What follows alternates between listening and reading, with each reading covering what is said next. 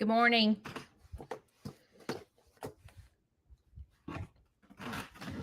I'll wait till y'all get here because it's not showing you're here yet.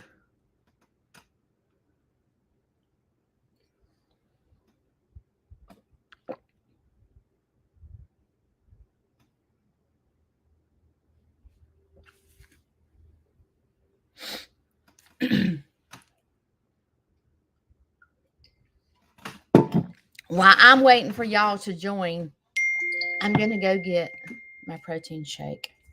Hang on. I'm early because I'm going for that promotion again. Hang on.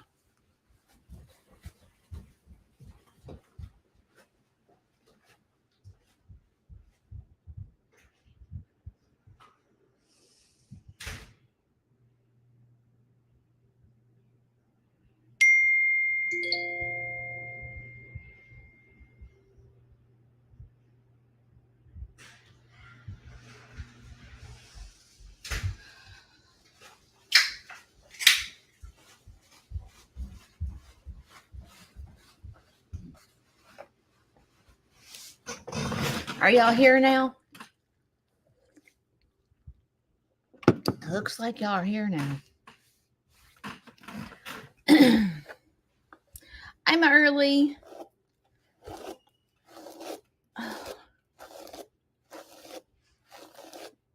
How are y'all this morning?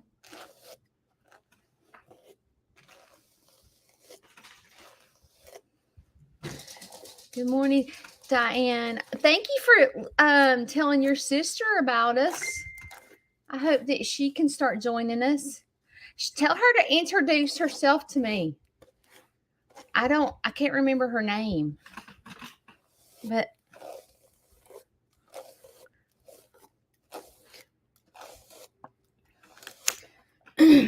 my phone is blowing up this morning. Okay.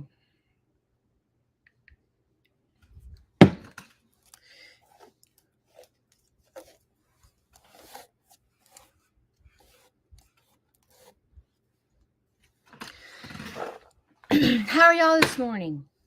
Are y'all doing well? Brenda Atkins. Oh, yeah.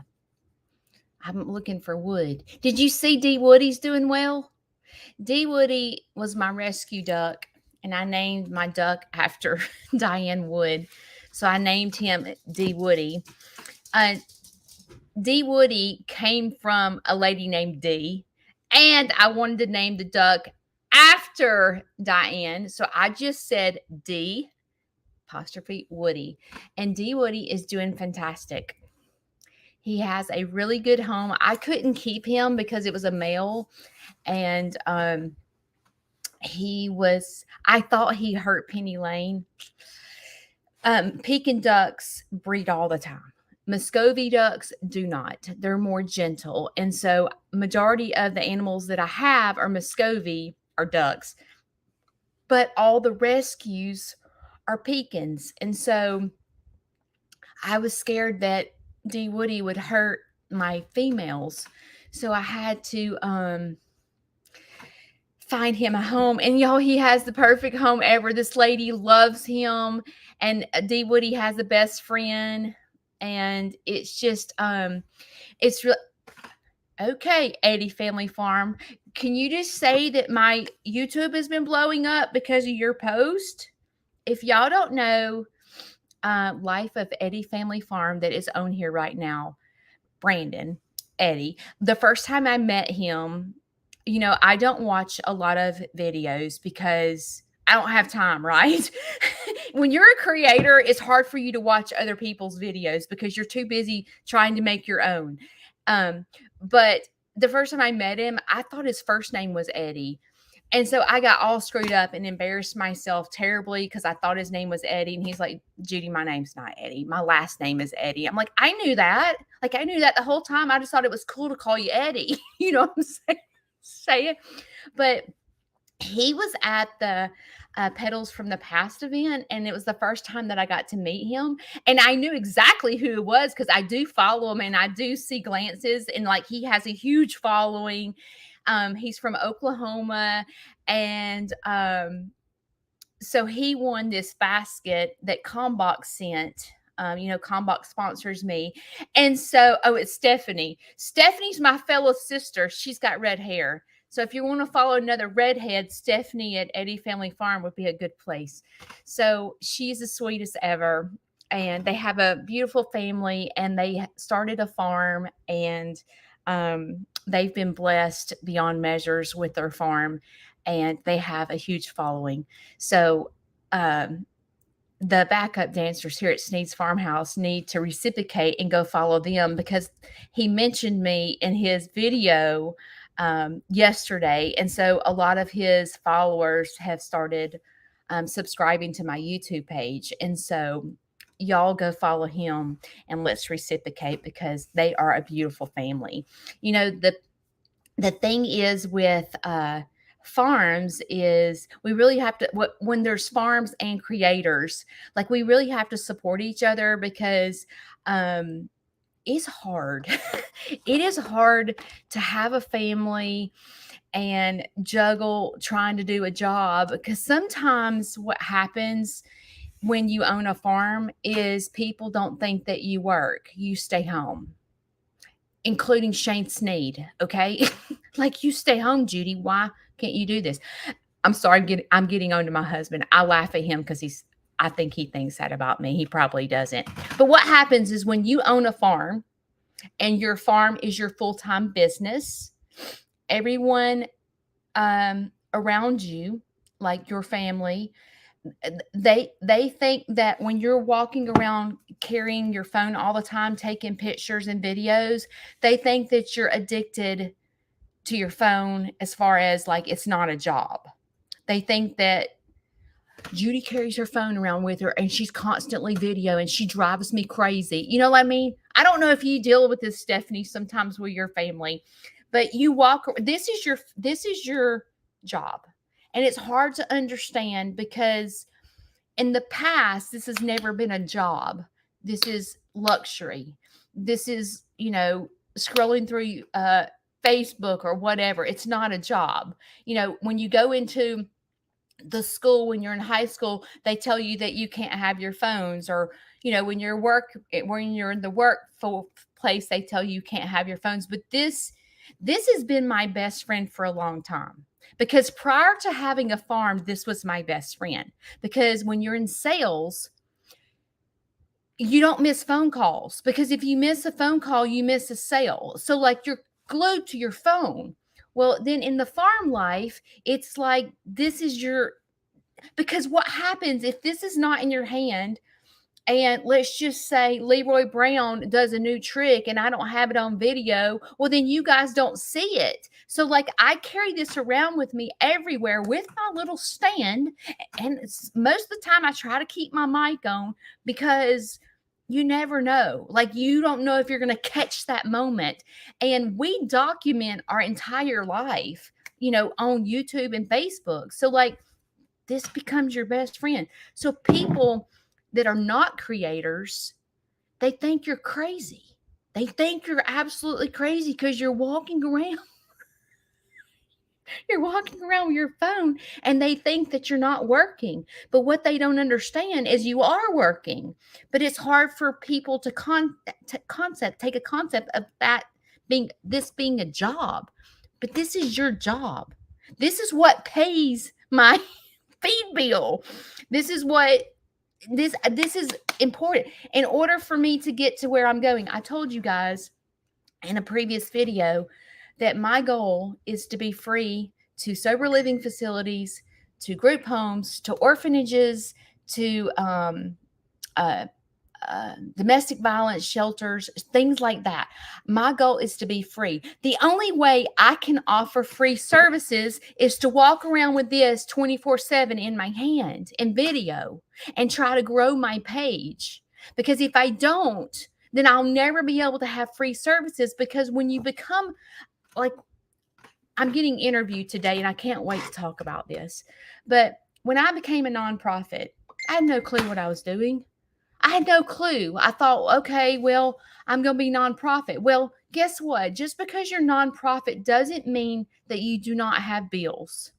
So, like, I have to pay for my bills. I have insurance, I have a porta potty, I have feed, I have hay, I have vet bills, and so much more. And I'm trying to grow my, you know, a better atmosphere. I need picnic tables, I need chairs. Like, I'm having to grow. So, like, when you're a nonprofit, it's not like you go, wow, get all this grant money and I can build nice things and have a nonprofit and have everything for free. No, it doesn't work that way. You have to slowly build it up, is what I'm noticing. So I opened my farm in 2020. It's fixing to be 2024. So the past 4 years, I've been kicking I've been kicking tail. Y'all have seen me. I am wide open 24/7, going into schools, going in, like, doing tours, doing field trips, going to libraries, doing incubation projects. Why did I do that? Because I was building myself up to get to the point where I can be free to all these services that I want them. That's my goal. And so I've been killing myself to get my platforms built up, my social media, and I'm almost there. I'm so close. So my goal is for Facebook and YouTube to help me pay, like, the money that I get from my videos and stuff, to pay for the necessities around here, the feed bill, the hay, the insurance, the porta potties, the building, all the things that I need. I'm hoping that my social media platform will keep growing so I can pay that, so I can be totally free to the people that need me. And I'm like this close. So 80 Family Farm, when they posted, that helps me grow. Their farms are holding my hand and going, "Hey Judy," like Jason and Brooke and Cassie and Gary, Head Family Farm, Chestnut Hills, all those guys are holding my hand going, "I'll help you get there." And they're like telling people about me. And, that is really sweet. You need friends like that. So they're helping me get to where I'm going. And so are you, by watching my videos. Because when you watch my videos, I've told you this over and over. I know it's hard for our brains to understand how people get paid for social media. It doesn't make sense. It almost seems silly. But y'all, posting videos, going live is a flipping full-time job. This morning I woke up and I was like, I can't do it today. As a matter of fact, Reed Creek Homestead right here, I was on the phone with her and I said, I just can't do it today. And she goes, well, Judy, you can cancel. And I'm like, do you understand? There's like 100 people that watch me live that depend on their Aunt Judy. And I have to perform today. I have to be on my best behavior because I'm not about to let anybody down. We have lives on Monday, Wednesday mornings at 7 o'clock in the morning, and people get up. People that normally sleep in, they get up to watch this live. Do you think for a second if they got up to watch this live and I went, oh, I just can't do it today? They're going to go, what? I flipping got up this morning and she wasn't there. I'm not doing that. This is a job, and it's hard for people to understand that. And, I'm going to say in December the 7th, 2019, I'm not getting ready, y'all. I'm just running okay, listen, if some scammer starts getting on here and saying things that he shouldn't say, call me on the telephone. One of you call me, and if you call me, I ignored Zoe when she called last because I was like, why is Zoe calling me? I had no idea there was a creeper on my page because Grandma Judy cannot see without her glasses. So I can't read your comments when I'm getting ready. So please know that. So if someone needs to tell me that there's a creeper on my page, the people that know my phone number, y'all just start calling me and go, Judy, meanwhile, get your glasses on. You're some creeper on your page. Okay. But what I'm saying is, look, I still have a little bit of curl from yesterday. So what I'm saying is it's in 2000 December 7th, 2019, I created Sneed's Farmhouse page not knowing where it was going. I just created it because I was going to sell some chickens. Okay. That's what the honest truth. I thought, I'm going to sell me some chickens so I can pay for my chicken food. That's what chicken people do. Okay. Majority of people that get chickens, they love chickens so much that they want to keep getting more. So they're like, I better sell some eggs, sell some chickens because this chicken feed is expensive. And that's what we do. That's what we do. I don't know. We're all weirdos, but that's what happens. And so that was where this all started. And then it just kind of has escalated. And I have just been going where, like, when God leads me, it's where I go. And most of the time, I tell you guys that when I get in the car and go on a road trip, I have to be by myself. Shane can't be in the car. My dad can't be in the car. If I go on a road trip by myself, that is when God really speaks to me. And I know that is so strange that I would be in the car. But usually I have the radio blaring at the top. Like if my volume is at 30, is the max is 38, I'm at a 38. And I am in the Jeep and I am jamming at the top of my lungs. And I in my head, this is what I do. It's the craziest thing, y'all. It's so crazy. But I sit there and envision me in the middle of New York on stage performing. So like I put on this song, like it takes two to make a thing go right. You know, that like just say that song. I put on that song and I envision me on stage dancing. And so then it's almost as if like the Holy Spirit, God is laying things on my heart about Sneed's Farmhouse. And I start envisioning, my brain just starts envisioning all these things like, okay, I'm going to have a petting zoo. I'm going to do this. I'm going to go into schools and do an incubation projects. I'm going to, and like my brain just starts spinning out of control. And I think of where I want to. And it's like, that is like when God and I get personal and he begins to lay things on my heart that my community needs. And that's how I get to where I'm going, is because I have to go. Today is Jeep day. I'm just going to drive to freaking somewhere and I don't know where I'm driving. I'm going to go get a burrito in another city that takes me 45 minutes to get there and 45 minutes to get back so I can figure out what the crap I'm doing. And that's how I do it. And I know it makes absolutely no sense, but that's when I can get by myself and go, okay, God, what do you want from me? Because I have no clue. Like, where do you want me to go with this? And that's when I get to where I'm going. I don't know. Do you have quiet time that you can get to yourself and go, God, my life is a train wreck. Like, what do I need to be doing? Who do I need to be? Like, what do you want out of my life? Because, you know, our life all has a purpose, right? I'm not getting ready. I'm talking. We're going to be here till 10 o'clock. And I have a field trip today. So we got to get moving. But do you ever have like where you feel like you don't know what you're supposed to be doing in life? You know, and like where you're supposed to go and you like it's hard for you. You're like, God ain't talking to me. I can't hear him talk. And half the time I can't hear him talk because there's so much clutter around me.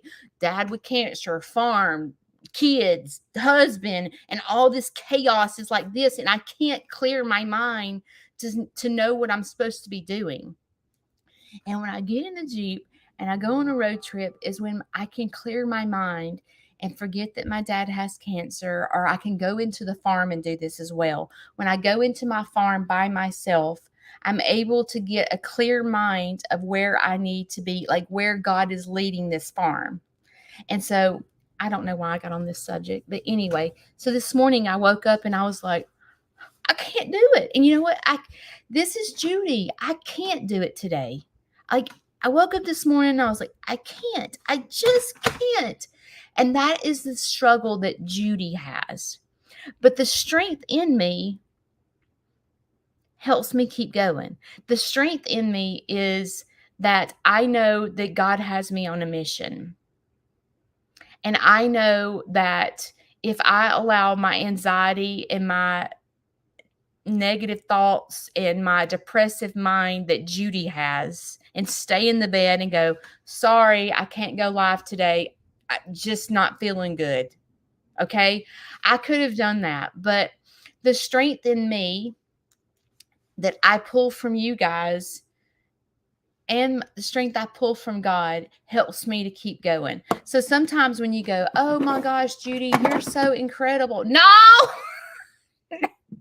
let me tell you. No, Judy wanted to stay in the bed today. Judy did not want to be here today. Judy didn't want to go live today because I felt like I had nothing to talk about, nothing was that was going to come out of my mouth was good. And I was afraid of pulling all of you down with me because negative Nancy woke up this morning. Okay. But that's Judy. But the strength in me that God gives me makes me here and hoping to share with something with you guys today that brings joy and makes you want to keep going. But before we start,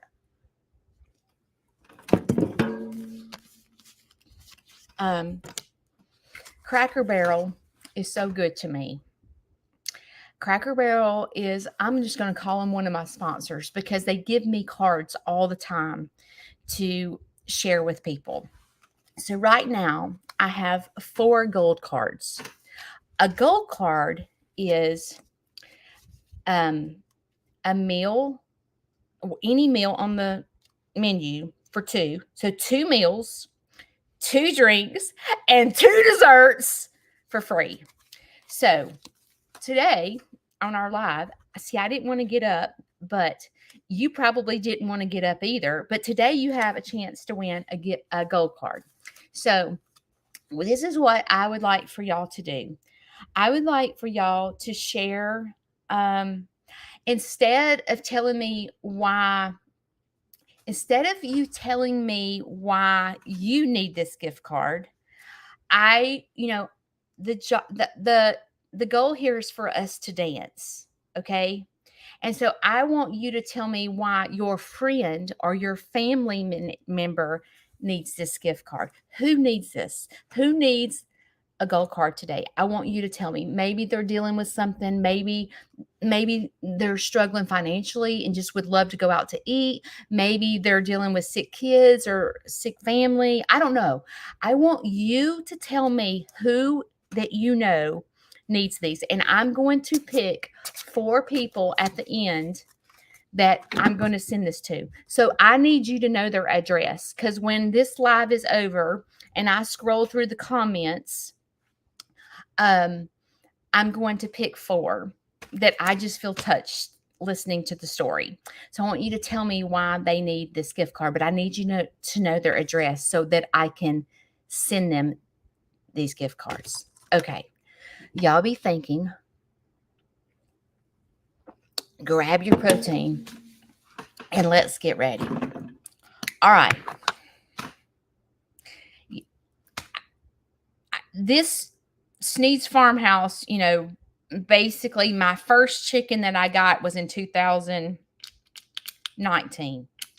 I've accomplished a lot since 2019. I mean, I have built this farm. I say really, it wasn't me, but I've been a part of this farm. I've been on TV multiple times. I have been on the cover of magazines. I've accomplished a lot. But yesterday's accomplishment beats it all. This little girl, I don't know if you've seen, I haven't put it on YouTube. Let me show you. One of my followers, her mom follows me, the little girl follows me, the grandmother follows me, the grandfather follows me, and they're big Judy supporters. And they have given back to my farm so much in the past month. This is the little girl. And for Halloween, she dressed up as me. Okay. CNN News could have called me and said, hey, we want you here in New York. Is CNN in New York? I don't know. Let's just say this. A Broadway company could call me and go, hey, we've been seeing you live. We've been seeing that you want to work on New York, Broadway on New York. So we would like to fly you to New York and you do your first performance in the middle of New York on stage. This right here tops that. I would rather a little girl dress up as me versus being in the middle of New York on Broadway. This means more to me than that would ever mean to me. There is nothing that I can do between now and till the day I'm dead that I will ever accomplish more than this. Oh, more than this. This right here, when I tell you that like this made my day, never in a million years would I ever think that somebody would want to dress up like me. Oh my gosh, it meant so much to me. And as a matter of fact, today, I have an interview after my field trip. I have a field trip this morning, and then I have an interview, and I cannot wait to share when I will say, do you know what my biggest success is? It is not Sneed's Farmhouse. It is this right here. And I hope that I get this little girl in a magazine. We'll see. But I am going to share that is my biggest accomplishment. So from this point on, if anybody ever interviews me and asks me what my biggest accomplishment is, this will be it. Anyway, meant a lot to me. It meant a lot to me. All right. So as I was on the struggle bus this morning going, I don't have anything to talk about. The good thing about having good friends is they can walk you through. I'm like, what do I talk about? I can't do it. I can't do it. So she was like, tell me the 3 things that you're thinking about right now. And this is what I came up with. This is the first thing that came to my mind was, first of all, gratefulness. Because, I don't know, last week I think it was, or the week before, I shared a story about a little girl named Remy. And Remy has autism, and Remy's parents have a farm. That's how I know them. And I have had the blessings of watching her mother and dad as they uncover the fact that, I watched her through pregnancy and being excited, and she was massive, huge. She's a little big girl, and she looked like she had swallowed about 6 watermelons. I watched her through that. I watched her when she got pregnant. I watched her when she had Remy in her stomach. I watched her when she found out it was a little girl. I watched her, have Remy in the hospital and pictures. And then I watched Remy, turn 1 year old. And then I watched her when she started having concerns that something was off about her little girl. And then I watched her when she got the diagnosis that her daughter was autistic. And this little girl is, if you haven't watched the video, my video is on YouTube and it's on Facebook. It's called Meet Remy. But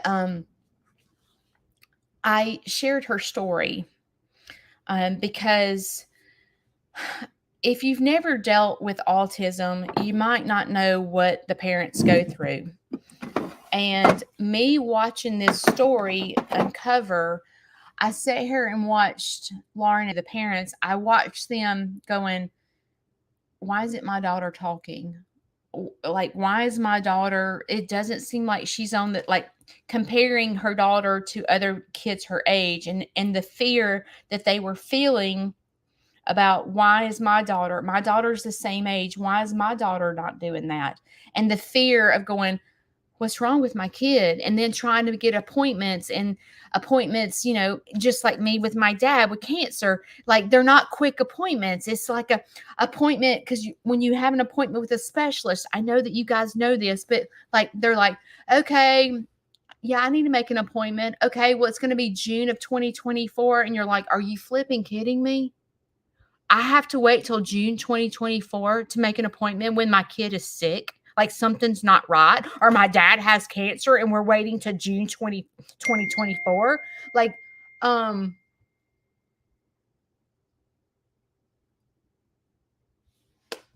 hang on.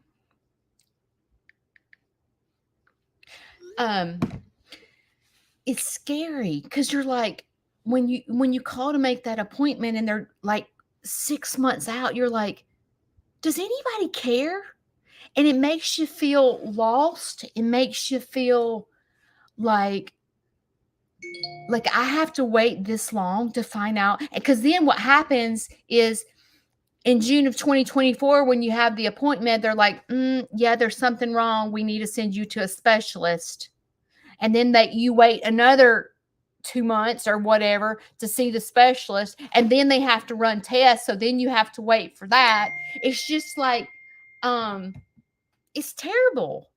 And I know you know what I'm talking about because I know all of us know someone that's had to deal with this. And so watching this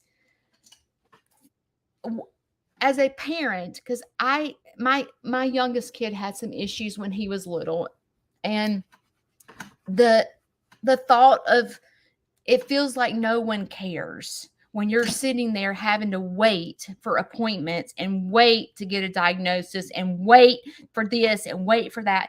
And then it's like they finally get the diagnosis that their child is autistic. They finally get the and then they're like, now what? Now what do we do? And they're like, well, your therapy is going to cost, like one therapy is going to cost $11,000 a month. And you're like, and as a parent, you're like, I can't breathe. Like, I literally cannot breathe because how the heck are we fixing to pay for therapy? Because they're like, okay, well, she's going to need physical therapy. She's going to need occupational therapy. She's going to need speech therapy. And when autism, you're going to need, there's like 10 different therapies you need. And they're like, oh, well, just one therapy's $11,000. Your insurance doesn't cover it. And then as a parent, you're like, what do we do? Oh my gosh. Because what happens with autism, I've learned this from watching her. It's not that I have my own experience. I know this from watching her is that is something that you want to uh, start therapy at a young age because they have more chances when they're young if they start getting therapy to have a normal life and be able to function in society. If you wait until they're 8, 9, 10 years old and then go, oh, something's not right, and then start therapy, it's almost like it's too late. It's like a stroke, like someone with a stroke, you have to get to the there's a fly. You have to get to the emergency room within a couple of hours to be able to reduce a stroke to get blood thinner in. And if you don't, then you're going to have like permanent damage for the rest of your life if you don't get to the ER within a certain amount of time of a stroke. Like it's the same thing with autism. It's like if you don't get it taken care of at a young age, then the chances of her being able to function in society, it's not going to happen. I don't know how I've really, this is where I'm going today. So anyway, so uncovering that and watching, and then to go, okay, well, great. Our insurance doesn't cover this therapy and she's going to need a special bed. And we've got to depend on insurance to pay for this $10,000 bed that she's going to need.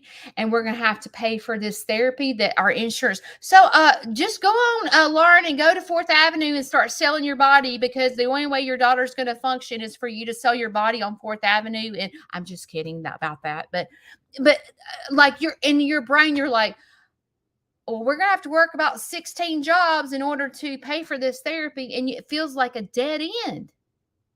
It feels like a total dead end. And you're like, what am I doing? Like, what have I done to deserve this? Like, is my daughter going to be normal? Is she going to have a wedding? Is she going to be able to go to school? Is she going to be able to function? And if we can't afford this therapy, how are we going to get her in school? It feels scary. So I began to do a video about her story because the only thing that Lauren and Matthew know how to do is they've done a lot of research and go, okay, these items that we can have on hand at home can help her. Like she's 2 years old and she's nonverbal. So it's like they don't know if she's going to be nonverbal for the rest of her life. So does she need to learn sign language? Like, is she like, so these uh, items that she started putting, like researching, they might look like toys to the average bear, but these are actually things that she can work with at home to get where she needs to go until they can get insurance to cover. And the crazy, this is what really broke my heart, is when when I talk about like the waiting list and the doctors and the therapy, like some of the therapy, there's like a year waiting list. Okay, not only does the insurance not cover it, but there's a year waiting list for her to get help for her child. And and it seems like, I don't know about what y'all think, but back when I was young, autism wasn't really talked about. Like there wasn't a lot of kids with autism. Like I don't remember it. I mean, I don't know if they had the diagnosis or just didn't understand, but I don't remember. I do remember a couple of kids in school that were in special need classes, but I don't know what was wrong with them. But anyway, it seems to me that there's a lot of kids being diagnosed with autism and there's no resources out there to help parents. And it just seems really, you and I that have not been through it, we don't, can you imagine? Can you imagine, back, let's just go back. You go back to when you had kids that were 2 years old. How old were you? Like I was 28. So at 28, you really are trying to still figure out life. You're trying to make ends meet because, you got one kid in school that's going on a trip and the trip costs $3,000 and you're like, oh dear Jesus, we got to pay $3,000 out of our pocket because they're going on a band trip. And we got a daughter over here with autism that's going to cost $11,000 for therapy. And it feels overwhelming at 28 years old. For me, I was 28, and you're just trying to make ends meet. You know, you remember being in your 20s, what it was like. It's hard. It's hard. And then to have a special needs kid on top of that and trying to figure out life, it can be difficult. So today I want to talk about gratefulness. I'm leading up to where I'm going. So, cheers. So I did the video last week and I just basically said, if you feel led, to help this family get the necessities they need to help their daughter at home until they can figure out what they're doing and try to figure out life. These are the things on her Amazon list that she needs to help her daughter learn sign language and learn how to speak through, I'm thirsty, and it's a little pad, and she can hit the button and she learns what I'm thirsty means. And when she can't say, Mom, I'm thirsty, can I have some milk? She can hit a button and I'm thirsty. And she go, oh, okay. And then Mom can go get her milk. That she's going to learn how to communicate through this toy to say what she needs. Can you imagine?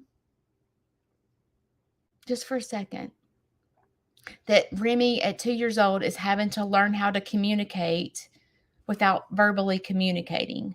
So these things help her get to where she needs so she can communicate with her mom and say, I need a glass of milk. I'm about to die of thirst. Because right now, Remy can't say that. So it's like, do you remember when your child was sick and you were like, I wish I knew what was wrong with, is it an ear infection? Is it his throat? Is it, what I'm talking, or even an animal. oh my gosh, what's wrong with my animal? He's not eating. Okay. Is it his stomach? Has he gotten into something? And you're trying to figure out what's wrong with your child. And at 2 years old, normally a child can communicate what they need. And so Remy can't. And so these toys, per se, will help Remy communicate. I'm tired. I'm ready to go to bed. I'm thirsty. I'm hungry. Because right now she can't communicate those things. So I begin to tell the story in my video, and you guys have shown up. She has gotten, God, I mean, really?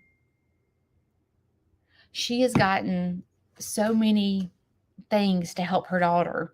And I felt like as I sit and watch her videos about Remy got a weighted blanket and she was so excited. She climbed over on her weighted blanket and like the smile on her face that she had her little weighted blanket. I don't know who sent that to her, but thank you.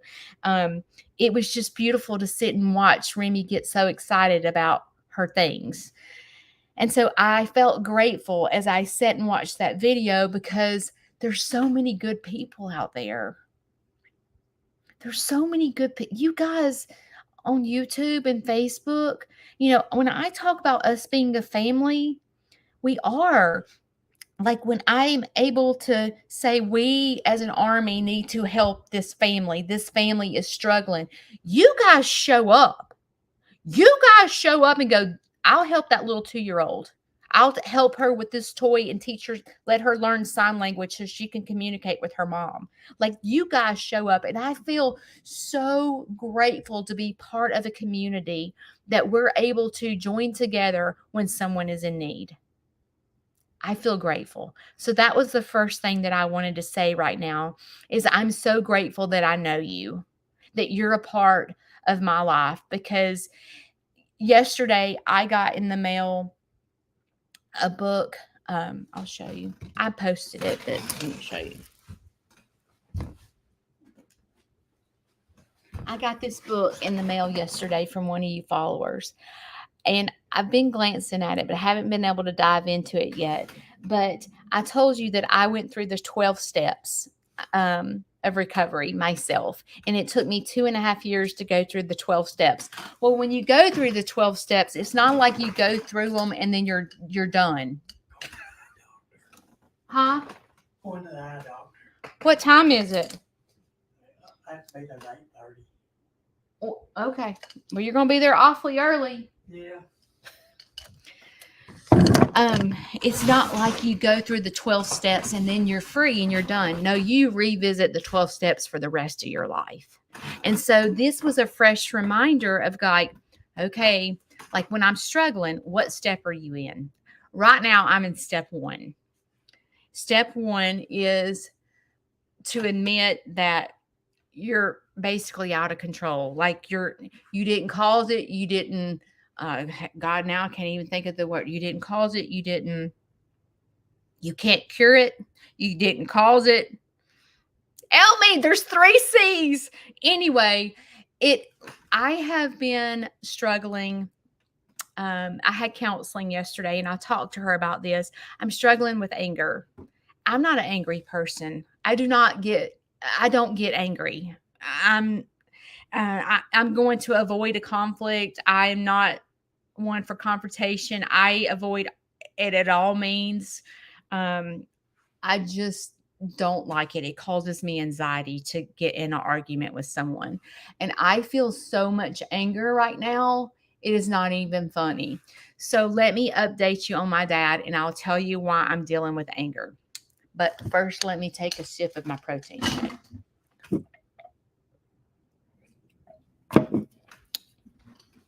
Okay, my dad got his results from his PET scan.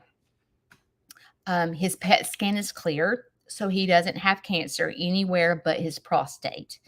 But the problem is the cancer that is in his prostate is aggressive. So I really don't know what that means, to be honest with you. I'm trying not to read into it because I don't really understand. Like, I guess this is from my standpoint. Everyone tells me prostate cancer is almost normal. It's almost like a normal cancer. The survival rate is huge. Like a lot of men have it when they get older. They have prostate cancer, and people get over it. It's kind of a common cancer per se. What have I done? So that's what people tell me. It's not a big deal, Judy. It's not a big deal. And I'm like, okay, so I haven't been really too worried about it because that's what everyone tells me. But then the doctor called me and went, I want you to understand that this is an aggressive cancer. He's in the his is not. Wait, what did he say? It's it's in the like prostate cancer can be passive or it can be aggressive. And my dad's is aggressive. I don't really know what that means. So I haven't worried about it. I've been focusing on the PET scan. As long as he doesn't have it anywhere else, we'll be good. Like, and he doesn't have it anywhere else. So it's kind of like, okay, we're good now. Like everything's going to be fine. Hang on.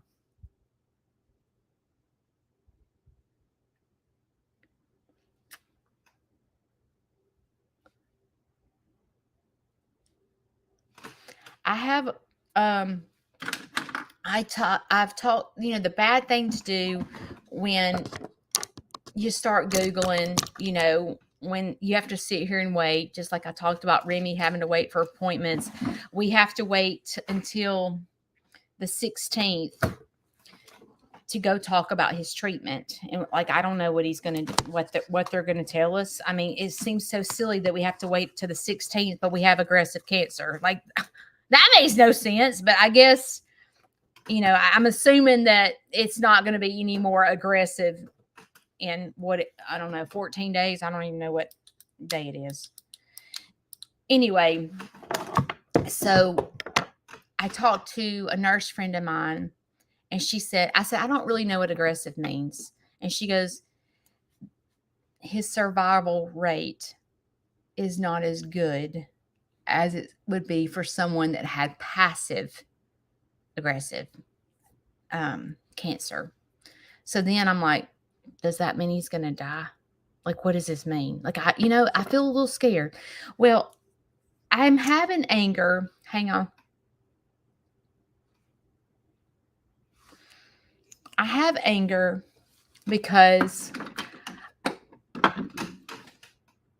it's almost embarrassed to even say this out loud, but I have anger because my stepdad, we're total opposites. Like, total opposites. He's gonna sit it out. Where I'm gonna dance, he's gonna sit it out. He's not dancing. He doesn't know what the definition of dance is. He doesn't care to know what the definition of dance is. He doesn't work that way. He just, but I'm going to tell you all the positive. My stepdad is the sweetest man in the whole wide world. Like, you're not going to meet a sweeter man. He is so kind, and he is not like, I don't think I don't know anybody that doesn't like him. He is the most kindest man in this whole world. He's kind to everyone around him. He's very quiet and he's very to himself, but he would do anything for anybody. If you came up to him right now and said, can you do this for me? He's sweet. And he loves me unconditionally. Like, the relationship that I have with him, I didn't really know my other dad, my real dad. My parents were divorced, and I don't know. My dad had his own issues.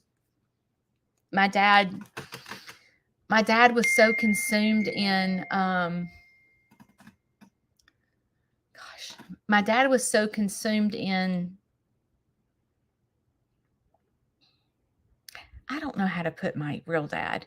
My dad was money driven. My dad was very business. My dad owned his own business.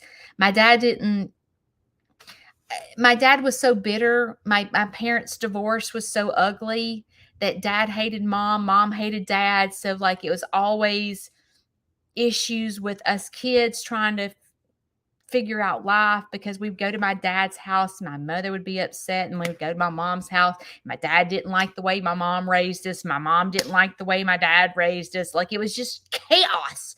You know how divorce is, just total chaos. There was never just your mom is doing the very best she can do to raise you kids, or your dad is doing the very best he can do to raise you kids. Like like there was never just calmness. It was always chaos. They didn't like each other, and it was just not good. And so my relationship with my dad, um I I, I just I just didn't have one. I knew he loved me, but like, and my dad, I told you, owned his own business. Well, my dad, my two brothers became partners with my dad in the business. And then there's this flat is driving me crazy. And then there's Judy over here that never got a part of the business. So my oldest brother, they when my dad died, they all had a part of the business. And you know what I got? I got a T-shirt that said Fred. Fred and Hurricanes Mattress Outlet. There was nothing. And so I always resented my father because I was like, and I never asked him why, because I didn't want to cause confrontation, but I never felt like I was good enough. I never like, I feel like no one believed in me, like, because I told you that my depression and everything started in high school. And so I began to get labeled by my family for something I did when I was 17 years old. So I always, you know how you tell yourself why people don't want to hang out with you, or you tell yourself, like you tell yourself bad things. So I would tell myself, well, dad doesn't want to have anything to, doesn't want you in the business because you have depression. You might screw up the business, Judy. You don't know what you're doing. Where Greg and Bobby do. You're not good enough. You have just been a train wreck your whole life. Like that's what I was telling myself. And I don't know if you've ever done that. Like maybe your parents have passed away, and there's questions that you have that you would love to go, I wish they were here so I could ask them why they did this. And so when my dad, in the last stages of his life, I said, I can't let him die without me asking him why he did not allow me to be in the business. So I got the nerve up. I got the nerve up to go in there and ask him. And I made the mistake of asking him in front of my stepmother. And when I asked him, I said, I don't understand why you didn't include me in the business. He paused, and he was getting his thoughts together because he was going to respond to me. And then my stepmother said, you're just like your mother. All you do is dig up bones. And my dad didn't answer me. And my dad passed away, and I never knew the answer. And to this day, I deal with that. But I've had to go learn how to deal with it because now he's not here for me to know the reason. So what do we do when we don't know the reason? We play those things in our head. Well, it was because you're the crazy one of the family, Judy. You didn't have your crap straight. Or, Judy, you're not good at sales. Like, you're not a business person. So, like, those things were going to my, and I had to learn how to stop those things that are in my head and be okay with, I'll never know the answer. Have you been there? Do you know what I'm talking about? That is hard to deal with. That is so difficult, not ever knowing the answer. I'll never know the answer. And I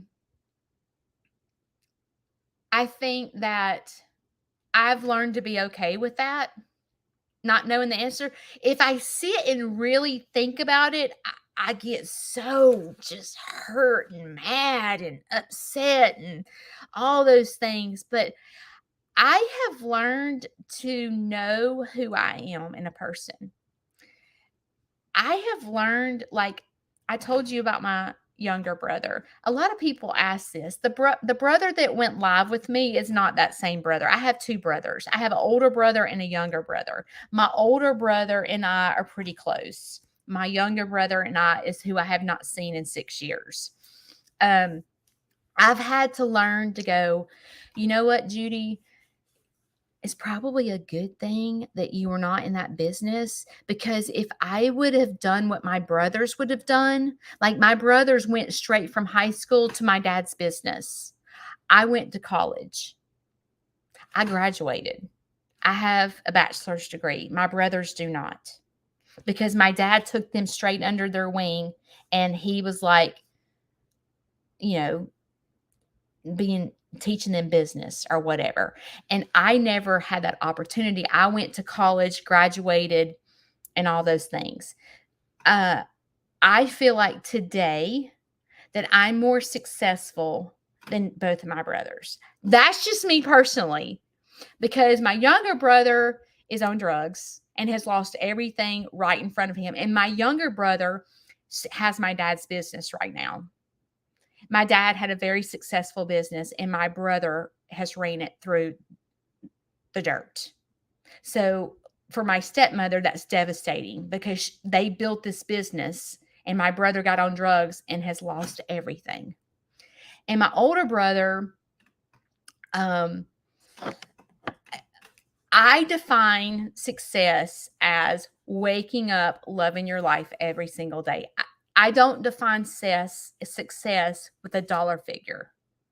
I wake up happy every single day for the most part. Like, okay, wait, I didn't wake up happy this morning, but I have learned how to dance, right? And I share those things with you so we can do this together, because I find dancing by myself difficult. When you fight depression, when you fight anxiety, when you fight like self-worth and value and all those things and all that PTSD crap that you've dealt with when you were a child, it is hard to dance alone. You don't have to. You don't have to, because we're in this together. So you help me, I help you, and we dance together. And success to me is dancing and learning how to dance your entire, like every day. Like finding a different way to get up and finding a different way to make a difference in your life and in someone else's life. That is what is called, that is successful to me. And if I would have gone under my dad's wing, let me tell you what I would be dealing with right now. If I would have gone into the business with my dad, I would be dealing with the business with my younger brother right now. That's what I would be dealing with. And when I tell you it's a train wreck, it's an absolutely train wreck. When you think of like a horror movie, like with someone that is totally spazzed out on drugs, like a total horror movie, that is what my family deals with my younger brother. It is horrible. I mean, things are happening that you cannot even, like one day when this is all over, I can't wait to share with y'all what my family's been through, me and my older brother, what we've been through is horrible. And so if my dad would have taken me under his wing, I wouldn't have had a college education. And I feel like I am today who I am because I've learned how to dance on my own. Like with I don't think my dad did not have therapy under his belt to teach me how to dance. My dad was just money driven. And I think I would have been caught up in that same drama of success means a dollar. I think that. So I have learned that it's not that. That's not what success is to me. So, and I think my dad learned that because my dad's parents were very poor. So my dad never wanted to be poor like his parents. He wanted to be successful. And he learned that success was owning your own business, being financially driven, like all those things. And so anyway, so I've had to learn how to deal with that, and with my dad being gone. Well, the anger that I feel right now is part of my grieving process of losing both my parents at a young age. Is I feel very angry. Okay, my mom died in '09. My dad died in 2012. It's been a minute since they've been alive, and I still am angry. Okay, I'm angry because I feel like their deaths were preventable. Well, as I'm going through this with my stepdad, all that PTSD of my parents' death is triggering with my dad's cancer, because what my dad is doing, my stepdad, I'm sorry, what he is doing is he's sitting it out just like my parents did. And it makes me angry. It makes me very angry because I'm like, instead of sitting there feeling sorry for yourself, get up. Go tell your story. Go make a difference.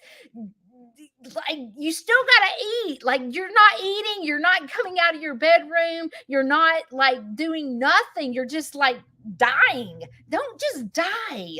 Like, don't do that. Like, don't just give up. Like, that makes no sense to me, just to give up. I could have given up. I could have given up. And on my life, you could just give up. My family doesn't talk to me. My brother's on drugs. I ain't got no money. You could do that and get yourself so jacked up and go, I don't have money to buy the family Christmas gifts. My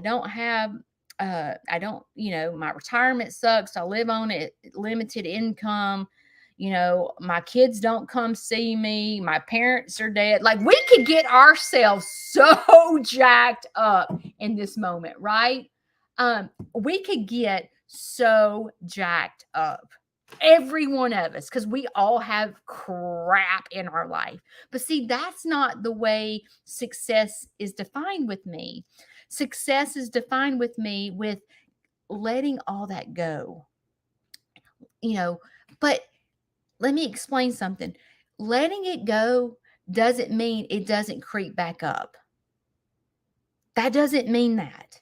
It's going to creep back up. Just like my dad's cancer is triggering me with my own parents. Like, watching my dad just sit and not get up. I feel so frustrated. I'm like, dude, get up. Quit crying. Like, it's fine. It's going to be. But see, it's easy for me to say because I'm just sitting on the sidelines. I'm not the one with cancer. If I was diagnosed with cancer right now, I would be going through grieving, and my grieving would look different from your grieving. So my dad's grieving his own cancer, and I don't like the way he's grieving. Well, that's real kind of me. Am I dancing? Am I being like I'm mad? I'm mad that he's just given up. I'm mad. I'm like, why are you just giving up? But as I went through counseling yesterday, and I began to share with my counselor that I was just furious. I'm furious. She said, when your dad sits, because this is what he does. He goes from his bedroom on the bed. Like, if I say, you've got to quit laying in the bed all day. You've got to get up. So you know what he does? He gets up and lays in the couch in the living room, because I told him to get up and move. So then he goes from laying in the bed in his bedroom to laying on the couch in the living room. And he did exactly what I said. I said, get out of your bed in your bedroom. So he did. He did exactly what I said. And he went to the couch in the living room. And I'm like, dude, that is not what I mean. Like, I'm mad because he's not understanding that I mean, get off your duff. Like, let's move. So I he's grieving on his own. His grief looks totally different from my grief. My grief is anger right now. His grief is I'm fixing to die. My life is over. I've lost my wife. I've lost my mother. I've lost my dad. All I have is Judy. And I am all he has. So, can you imagine for just a second being 75 years old, being diagnosed with aggressive cancer? You only have one person that calls and checks on you, and one person that's holding your hand through this. And maybe he fears something's going to happen to me. And what happens is something happens to Judy, who's going to take care of me. Can you imagine how he feels for a second? Like with losing my mother, like the most important person to him. And so I'm trying to be gentle and go, okay, Judy, your anger is here. His anger is here. He doesn't verbally express his anger. He's not like his anger is fear. My anger is I am pissed off, right? So that's my what I'm dealing with. His is, you know, his looks different from mine. And at the end of the day, we all grieve differently, right? Is his way wrong? Is my way wrong? No, but who can I control? Can I control my dad? Can I get him to quit laying on the couch and quit laying in his bed? No. I can control me and the way I react to that. And I would love to tell you that what he's doing is because of cancer. But see, he's lived here since 2018 is when he moved in with Shane and I. Okay. So in 2018, he was laying in his bed and laying on the couch. So he's not necessarily doing that because he has cancer. That is his personality. And my counselor said, Judy, when he is laying in the bed and laying on the couch, what is he doing? And I said, he's playing on his phone. She said, is he sad? I'm like, no, he's totally content. He's fine. And she goes, then why the crap do you care? I was like, because I don't want him to do that. Like, I want my dad to get up in the mornings and go and do chickens with me. I want him to do that. And the crazy thing is he loves chickens. He loves riding the golf cart, but he won't walk to the farm. He won't go do chickens with me. He will not. And I want him to go into schools with me. I think he would enjoy it. Like, I got him to go with me to do an incubation project at a preschool. Okay. And the preschool kids knew my dad was coming and they called him Pawpaw. Well, when he walked through the door with me to do the incubation project, every one of those kids were going, Pawpaw's here. And my dad had a smile on his face, big as ever. And so my dad sits down in the chair while I begin to educate the kids about the incubation project and read my book. And the kids were sitting in his lap. And I was like, you cannot tell me that he's not enjoying this. Like, you cannot, like, these kids love him.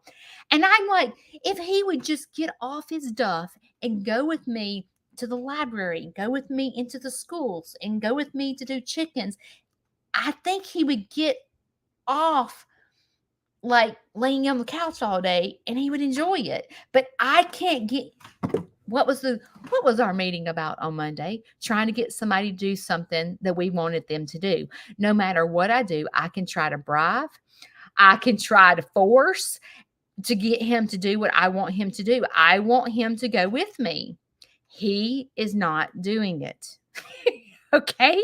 And I'm getting mad because he's not doing what I want him to do. Right? So what do you do? How do you become okay with him just wanting to sit on the couch? don't know the answer to that because I haven't quite figured it out. But my counselor was like, why are you getting all in his business? And I'm like, because the dude lives with me. He lives with me. I have to deal with it 24/7. And so you can't we can't change people. We can only change ourselves. So the only thing I can do is go, you know what? He has to deal with this the way he deals with it. If he his the only coping mechanism that he knows to do is have anxiety. He doesn't know what anxiety means because he's never been diagnosed. He just know that's just the way he is. That I mean, his mom didn't take him to therapy because therapy wasn't known back then. So like that's just where I have so much therapy under my belt that I can recognize what's going on and I can go, okay, Judy, stop, stop, stop, stop. You have got so much anger. You are awful, Judy. You're awful. Like, let's stop. So yesterday I had to stop and I text my counselor and go, if you have any cancellations today, I really could use you.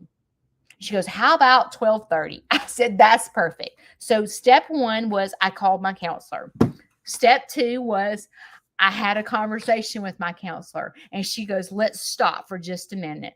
Where is this anger coming from? Are you really mad at him for sitting on the couch? Is that where your anger's coming from? And I'm like, yes, it is. I'm mad at him for sitting on the couch. I'm mad at him for sitting out. And she goes, let's dig deeper. Let's dig deeper. What are you mad at? And suddenly it started hitting me that I was being triggered by my own parents. I'm still angry that they're not here anymore. I'm still angry that my mother did not take care of herself. She had a high blood pressure. She had diabetes. She didn't eat right. She wouldn't take her insulin right. She wouldn't diet. She wouldn't exercise. So what happens? She has a stroke and she's bedridden for 11 years and dies choking on a hot dog. I'm pissed. I am pissed that my mother died that way. I mean, can you imagine? My 62-year-old mother died choking on a hot dog.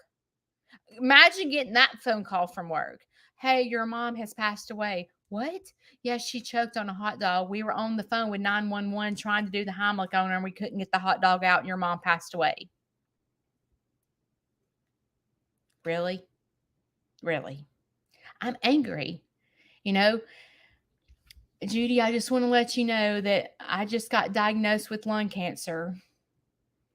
I'm ate up with cancer throughout my body. And then I watched my dad go from normal to like, I don't know if he weighed 100 pounds. Like he went and just cancer just ate him alive. I mean, he was like terrible. And when he died, it was terrible. It was like, you know, and I don't know if you know what I'm talking about. If you've lost both your parents, you get me. When you lose the first parent, I got makeup on my hand. When you lose the first parent, it sucks. But you still got your other parent, right? So you still can go to Christmas with your other parent. When you have a problem, you can call your other parent and go, hey, what should I do about this? Whatever. I don't care what your age you are, you still go to your parents. So you still have that other parent. But when that other parent passed away and you have no parents, you feel lost because at the end of the day, I don't care what age you are, you always got your parents, right? At the end of the day, whatever age, like if you lost everything, your parents would let you move in with them, even though you wouldn't want to. But you know, if you lost everything and needed $20, you could go, Mom, I'm sorry that I am 52 years old, but I do not have gas money. Could you please Venmo me some gas money? Your mama's doing it. Your daddy's doing it. Like they've always got your back. But when they're gone, you're like, Mom and Dad are gone. And all of a sudden, you find yourself getting in left field because your parents are gone. I don't care what age you are. You could be 70 years old right now. And if you don't have parents, you probably don't. You feel lost. You miss mama's cooking, mama's biscuits. God, mama's biscuits were so good. Granddaddy and grandmama are gone. At Christmas, we used to all get together and we used to always get around the campfire. And Aunt Susie used to play the piano and we would sing Christmas carols. And it was so much fun. And life's never been the same since they passed away. It sucks. It freaking sucks. And if you have step parents, I was blessed. For the most part, my stepmother and my stepdad have always treated us like kids.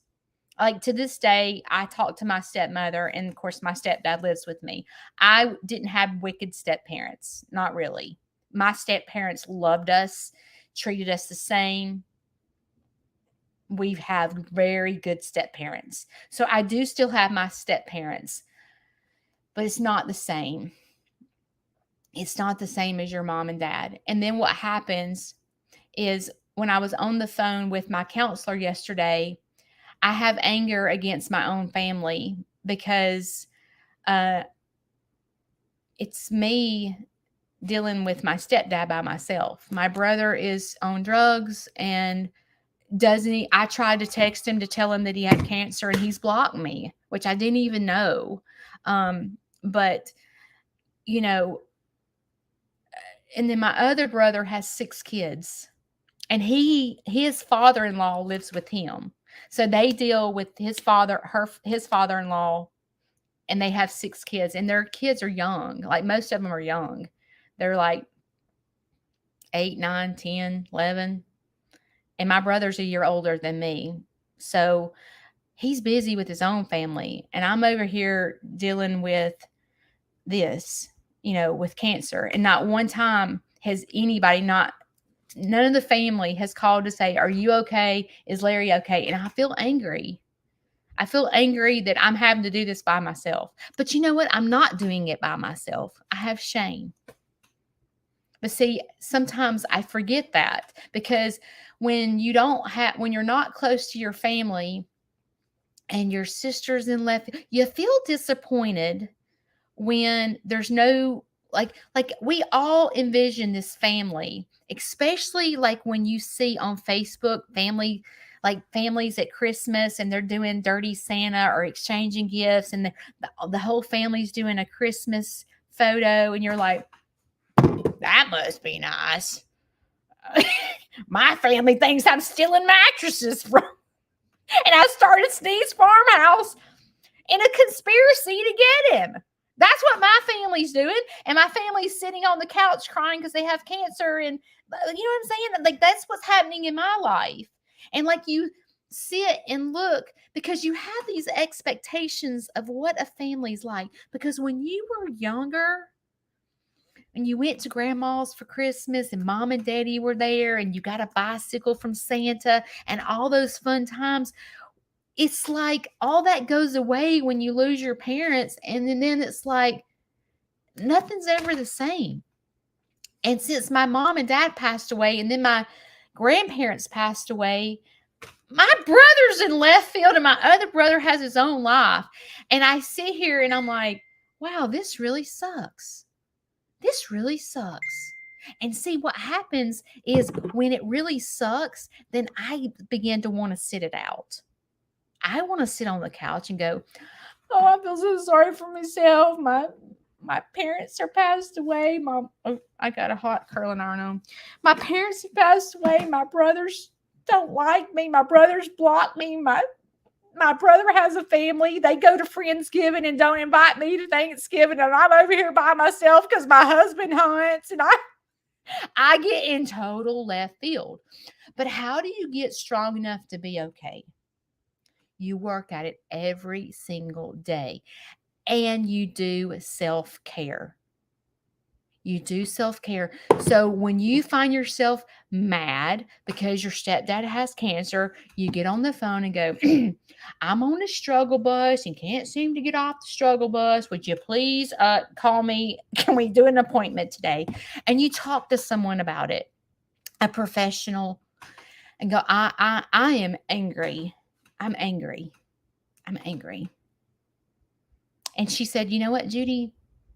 Anger is an emotion, and anger will trigger you to be better. And it does, because I'm like, I don't ever want to be like that. I never want to be like that. So what do I need to do not to be like that? I need to get up and dance every day. When I feel like sitting it out and not going live because I am feeling sorry for myself and having a bad day is the moment I go, girl, you ain't doing this today. Get off your duff and get over there and go live, because there's 100 people that need you. Just like I need you. You showed up today. You showed up, right? You showed up for me today. Let's see. There's 100 people here, 95 to be exact. You showed up for me today. You could have sit it out. You could have slept in, but you said, no, I'm going to be there for Aunt Judy, and I'm going to show up, and I'm going to listen to what she has to say in hopes that she can help me and I can help her. And when you comment and you message me and all the things that you do, you help me. When there's 95 people, I'm like, wow, there's 95 people today that care about their Aunt Judy. You showed up. That's a step in the right direction, just showing up, right? It's a step in the right direction for both of us. So congratulations on showing up today. All right, dudes, I've got to I've got to go do a field trip. So today I have a group home. No. Oh, the group home is coming today. The group home's coming today because they come every Wednesday. And then I have a homeschool that's coming. And this is, I'm going to say they've been here 4 times. I'm going to say, I don't know, 3 or 4 times they've been here. So they're regulars of Sneed's Farmhouse. So they're coming today. So they're coming to see the piglets. So then I have an interview this afternoon with that magazine. And then I've got to go get my hair fixed a little bit. I have extensions. Isn't that crazy that these extensions match my hair? But I do have extensions. Yeah, I'm extra. That's okay. We're all extra a little bit. This is how I take care of myself. So I got to go get this one extension fixed. And then what else do I have to do today? I think we're going to get hay we went and got hay yesterday. Oh my gosh, hay is so expensive. Anyway, so that's what I'm doing today. So thank you for joining me. Thank you for supporting me. Thanks for supporting my farm. Thanks for getting up this morning. I'm going to tell you what old Shane tells me. I was one of those girls that slept in. I struggle. Mornings are the hardest for me. Nights are fine because I go to sleep. But mornings, I'm on a struggle bus. Most mornings. It's hard. And Shane goes, hey, get up. You can sleep when you're dead. Get up. We got things to do. And y'all, it pisses me off. I want to get this and just shove it up him and go, get out of my face. Like, you get on my nerves so bad. Because we do this at 5:30 in the morning. Shane gets up at 5:30 in the morning with no alarm clock every single day. And I want to get a hammer and just slam him in the head. Okay? I can't stand it. But you know what it does for me? It's taught me routine. And I've learned how to enjoy my mornings. I get up and I have 2 cups of coffee. But Shane drives me crazy. But he's taught me routine. And I've never been much of a routine person. Routine stresses me out. Like, if I had to think that I have to get up every morning at 5:30, I will have anxiety like you cannot even imagine. I cannot do it. I cannot. And so when Shane gets up, he makes me so mad that I start laughing. Like, I want to say bad words to him, and I don't say bad words. And I want to just literally cuss him out at 5 because it is dark outside. It's dark in here. And I'm like, dude, why are you up? It's Saturday at 5:30 in the morning. Please get in this stupid bed. And I get so out of control. Like, I get so mad at him that Like that, we both end up laughing because I'm mean as a snake. And so we end up laughing. And so anyway, so thanks for joining me and thanks for getting up this morning. And now see it's 8:15 and you got the morning to do what you need to do. And it's gonna be all right.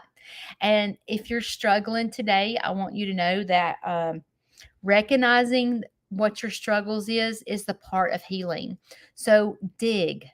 Like if you feel anger, dig and go, why am I feeling anger? What has happened in the past week that is causing me to feel the way I am today? Because chances are it could be something that happened days ago and that you can't let go of. But recognizing it is the first part of getting back to where you need to be. All right. You have two choices. It's hump day, right? You can sit it out or you can dance. It's your choice. It's your choice. And today I hope you dance. I'll see you Monday. I love you.